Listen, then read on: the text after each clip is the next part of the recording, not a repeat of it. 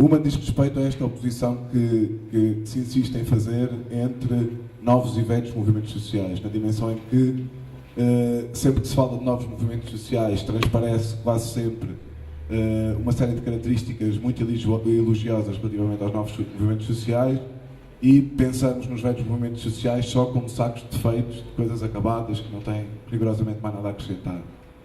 Eu, sendo parte dos dois, na dimensão em que fundei um partido, saí dele e depois de sair dele fiz parte dos movimentos sociais, não vejo que as coisas são assim tão definidas. E porquê? E aí as três questões.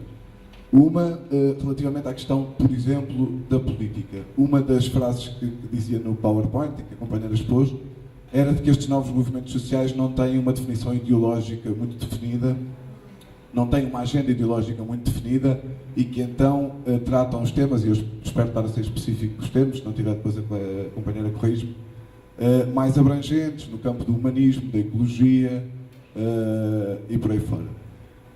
Eu pergunto-me se isto não é também uma agenda ideológica, na dimensão em que, quando vemos os movimentos sociais em ação, dos sem terra aos mais espontaneístas, como tem agora acontecido um pouco por toda a Europa, na verdade eles vão reproduzir uma agenda ideológica das pessoas que os formam. Não é uma agenda ideológica que vem diretamente de uma correia de alimentação de um partido, como normalmente acontece nos velhos, não é?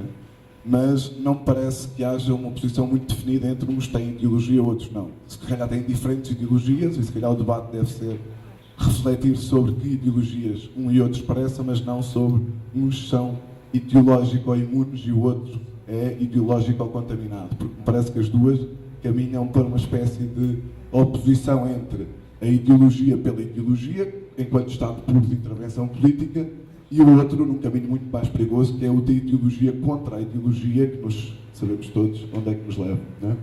Primeira pergunta. A segunda questão era relativamente, também ainda nesta oposição, relativamente à questão da direção, das lideranças. Não é? Dizia também a companheira de que estes movimentos novos, movimentos sociais, tendem a ser plataformas mais horizontais, mais ausentes, com lideranças mais ausentes, com menos hierarquias.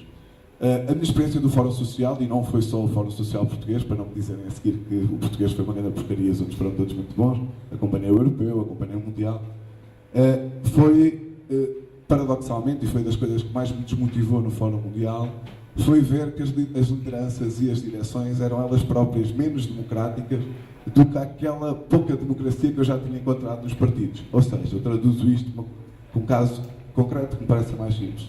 Eu militava num partido, tinha uma reunião de núcleo que podia discutir a política, tinha um congresso que podia escolher a sua liderança, e isto tudo tinha muitos defeitos no percurso, evidentemente, conhecemos todos. Mas no Fórum Social, eu tinha o Lula da Silva convidado não sei por quem, que ia falar em nome não sei do quê, com uma agenda política de que eu não era chamado a decidir, e quem fosse lá dizer que o Lula da Silva se calhar já não estava bem a ser um companheiro de antigamente. Chamaram a polícia e correram com um conjunto muito largo de ativistas que foram expulsos do Fórum Social Mundial por irem dizer que o Lula não estava a cumprir com o programa da Fome Zero, não estava a cumprir com a sua agenda eleitoral. Não é? Portanto, até que ponto é que o facto destas estruturas mais virtuais, digamos assim, não são e não podem cair com mais facilidade em aparelhos burocráticos ainda menos democráticos do que eram os já de si pouco democráticos partidos. E relativamente à terceira pergunta, sobre a questão do que fazer então daqui para a frente, não é? Que me parece ser a coisa mais interessante de todas, não é? Faz muita confusão os dois polos do discurso, ou seja, quem está nas estruturas partidárias e não quer fazer nada além das pessoas que são iguais a si próprias e que pensam como si próprias, é relativamente simples, ninguém acaba a chamar fascista a ninguém, porque está toda a gente mais ou menos de acordo, os trotskistas discutem com os trotskistas, os socialistas com os socialistas, os social-democratas com os social-democratas, os nadistas com os nadistas, por aí fora.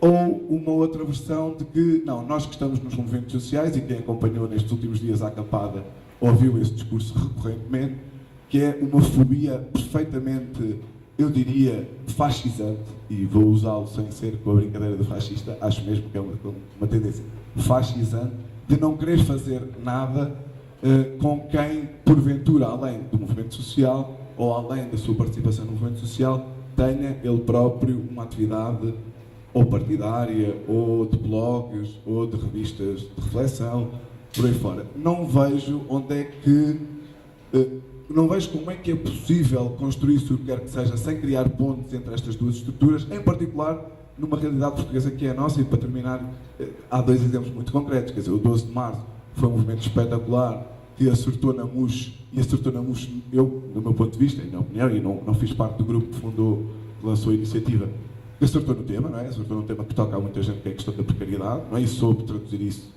muito bem. Mas depois, quando se viu perante uma manifestação com milhares de pessoas, e na sequência disso, as coisas que conseguiu fazer foi com organizações que já existiam, quer dizer, o Meia-Day, os Precários, o FERV, agora a Associação Abril, e eu acho isso bom, notem, eu acho isso bom. Não acho que tem que haver um preconceito relativamente a isso. Outro exemplo concreto é o exemplo das acampadas ali do Rossio, onde, em solidariedade com a Espanha, muita gente afluiu à praça, mas na verdade depois, e havia muito este discurso anti-partidos, anti-organizações, anti-discurso ideológico, mas depois quem arranjava o som era a organização fixe que apareceu e que se solidarizou. Quem se lembrava de que era preciso organizar umas finanças porque senão não havia dinheiro, eram pessoas que tinham experiência política e experiência militante.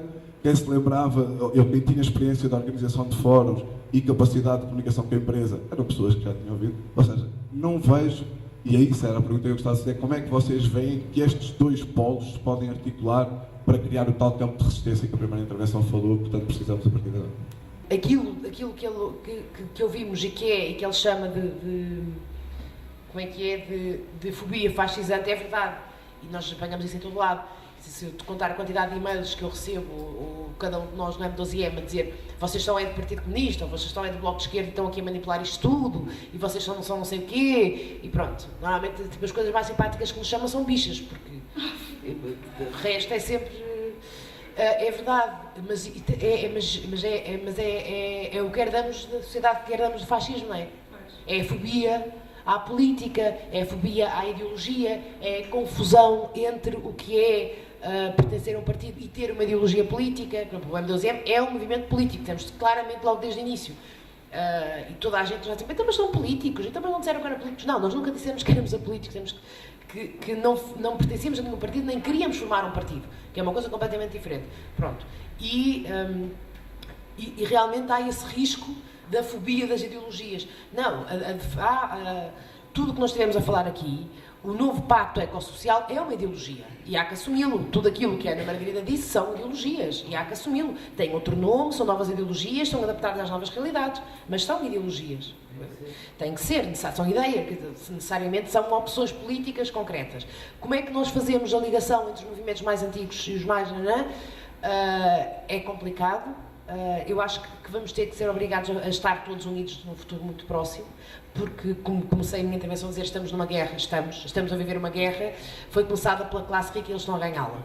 Portanto, para quem ouviu o conselheiro do primeiro-ministro na televisão há uns dias dizer, pois, temos que ter os pobrezinhos, portanto, há nós e os pobrezinhos. Chegamos a esta fase em que se vai à televisão dizer que há nós e depois há os pobrezinhos que temos que ajudar. Não, o caminho não é este. Eu sei que o caminho é o da solidariedade. E é o da solidariedade mesmo. E isto envolve toda a gente. Por isso é que eu estou a dizer que não podemos discriminar. É o da solidariedade mesmo. Não é dizer eu não perdi o emprego porque aquele que veio de não sei onde me roubou o emprego. É da solidariedade mesmo. É o do não sectarismo a todos os níveis, que é o mais difícil. É da capacidade de alteridade. É conseguirmos pôr-nos no sapatinho do outro. E isto é a coisa mais difícil, mas é, para mim, a única saída neste momento da crise onde estamos e da guerra que estamos a viver. Nós conseguimos ser realmente solidários e ter essa capacidade de alteridade e de trabalharmos todos juntos e de percebermos que estamos nesta guerra e que tudo depende de nós. E concordo perfeitamente com o Henrique. Depende tudo de nós e nós vivemos uma das épocas mais... Eu não queria ter vivido em mais época nenhuma a não ser nesta, porque tudo depende realmente de nós e estamos numa época absolutamente revolucionária, no melhor sentido do termo, por muito desesperante que seja no dia-a-dia. Em primeiro lugar, acerca da oposição entre os novos e velhos movimentos sociais, essa oposição e essas questões estão atualmente a ser muito postas em causa, não só nos meios ativistas, mas também na academia. Existem vários autores, como por exemplo um colega e amigo meu chamado Alf Gunvald Nielsen, que é professor universitário na Universidade de Bergen, que ele próprio fez uma análise de movimentos sociais no Ocidente e na Ásia, desde movimentos feministas a novas tendências nos movimentos sindicais, até a movimentos como o movimento do Narmada Valley na Índia, que mostra que muitos dos chamados novos movimentos sociais mais baseados em questões de identidade, em questões mais viradas para a comunidade, em vez de questões mais abstratas e de classe, têm na sua estrutura e também na sua ideologia e nas suas metodologias de atuação características muito marcadas dos chamados antigos movimentos sociais, nomeadamente os sindicatos e também os partidos operários de massa. E também se verifica nos chamados antigos movimentos sociais características muito próprias dos novos movimentos sociais. Não sei se conheces bem o caso da CUT no Brasil, conheces?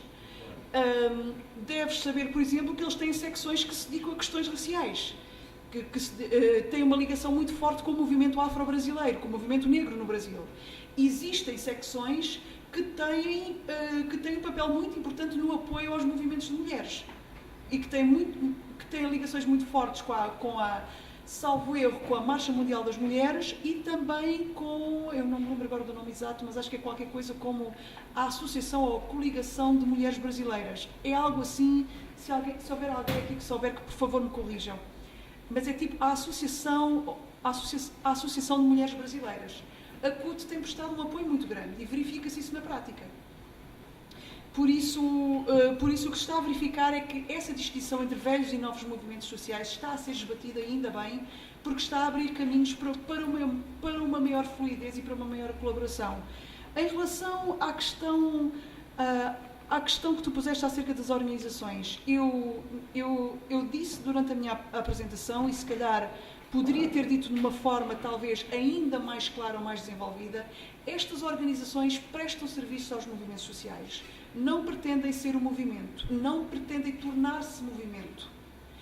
E o facto de transcenderem perspectivas ideológicas é exatamente com esse objetivo. É estimular o desenvolvimento da reflexão ideológica nas bases. Essas organizações oferecem mecanismos, oferecem metodologias, oferecem instrumentos para que esse debate tenha lugar exatamente nas bases. Não quer dizer que os seus fundadores não tenham a sua própria ideologia, porque têm. E não quer dizer que as próprias organizações não tenham uma orientação política, mas que têm. Mas tentam destacar-se de perspectivas próprias de partidos políticos ou de tendências dentro dos partidos políticos, exatamente para melhor prestarem o seu serviço, para melhor desenvolverem a sua função e também para elas próprias poderem ser espaço em que as lideranças dos movimentos sociais e dos partidos políticos se possam questionar a elas mesmas. Serem mais tipo um espaço de reflexão, um espaço de... Não sei se recolhimento será a palavra certa, mas espero estar-me a fazer entender. O que isso não quer dizer que essas organizações sejam apartidárias ou apolíticas, o que não é verdade.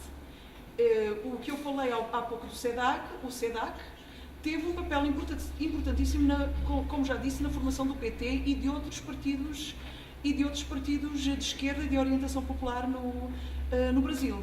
E existe um livro que não sei se conhece, de Ana Maria Doimo, chamado A Vez e a Voz do Popular, que fala exatamente sobre isto, sobre o papel destas organizações que, tomando um recuo em relação às especificidades ideológicas, promoveram o seu desenvolvimento nas bases. É um livro que seria muito interessante publicar cá em Portugal, A Vez e a Voz do Popular, que de certeza seria um instrumento que promoveria uma reflexão que poderia realmente agitar as coisas na sociedade civil.